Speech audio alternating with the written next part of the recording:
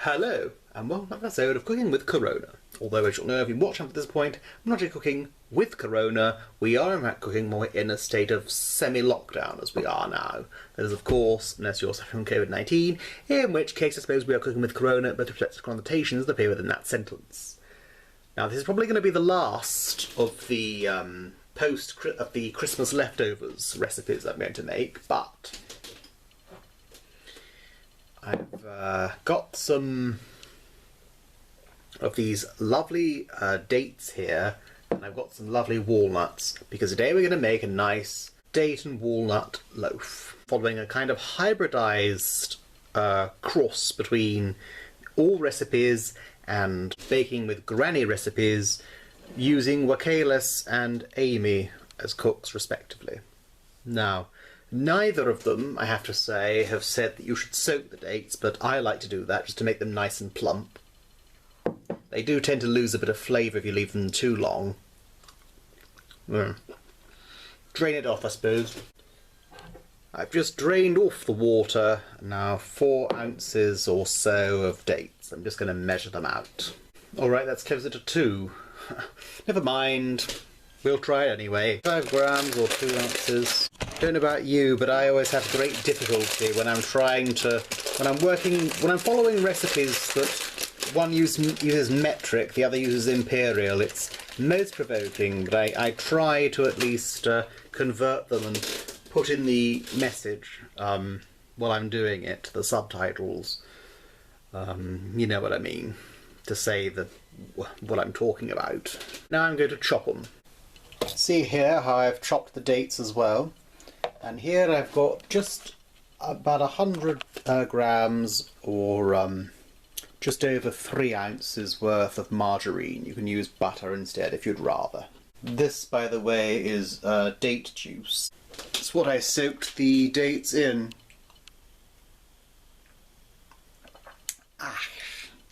Tastes deliciously unhealthy. You're supposed to put boiling water in there, of course. But on looking at the date water, I had a sudden idea of putting that in. So I'm just boiling that now. I shall put that in as well. I've got some brown sugar in there. And here is some flour, just over 300 grams. It probably shouldn't have been 7 ounces, that is. But it's more like 8 or 9. Melt the butter in that then. Probably shouldn't have put the flour in just yet, or the sugar, but here we are. Both recipes call for just 1 teaspoon of bicarbonate of soda.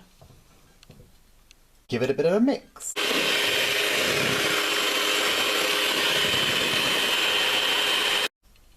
Now just the 1 egg is required. I'm sure you don't need to see how to crack an egg, but here we are.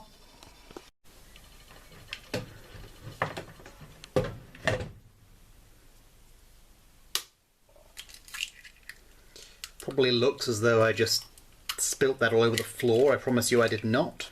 Here.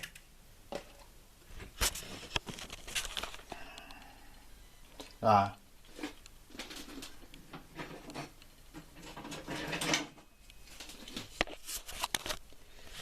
we stir that in with a wooden spoon first. We will later use the mixer, and then bit by bit we'll start adding the dates and the nuts. Dates and walnuts mixed in next.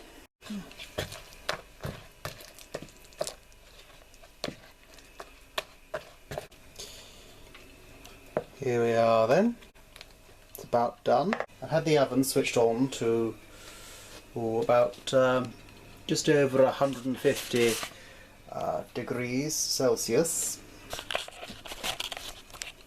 Hopefully I require only 1 baking tin, but maybe I better get the spoon out before I pour, yes?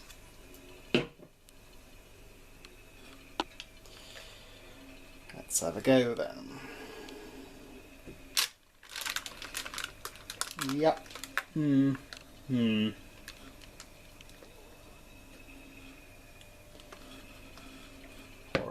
get the wooden spoon to shove it in. Just over an hour, I think. So I'll see you later. Here we are then. It spent some time, more than an hour or 70 minutes that I thought I'd have in there. There. Little burnt round the edges, but I'll leave it to stand for a bit and then we'll see.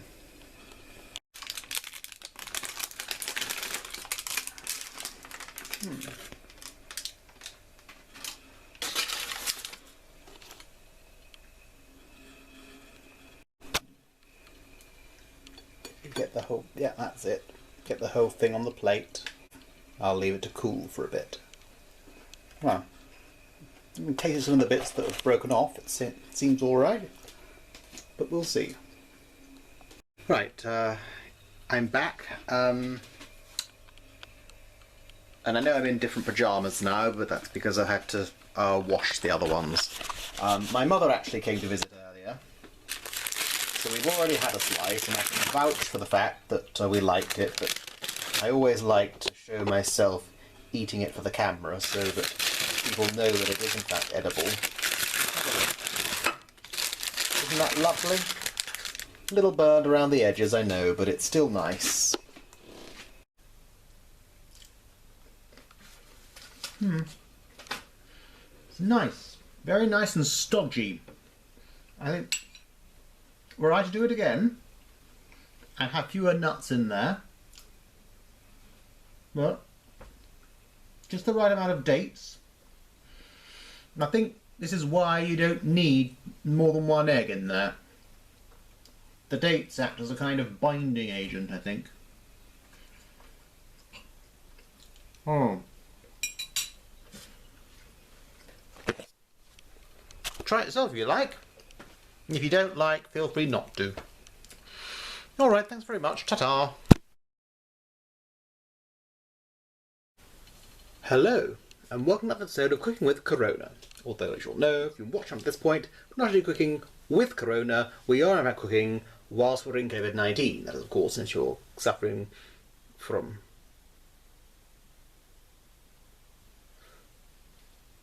Hello.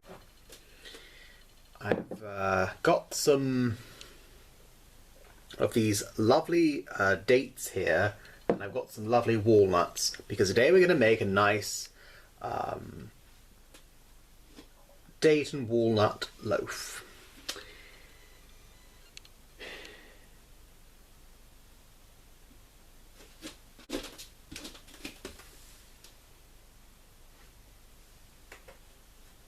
Following an all recipe, I'm following a kind of hybridized cross between all recipes and granny recipes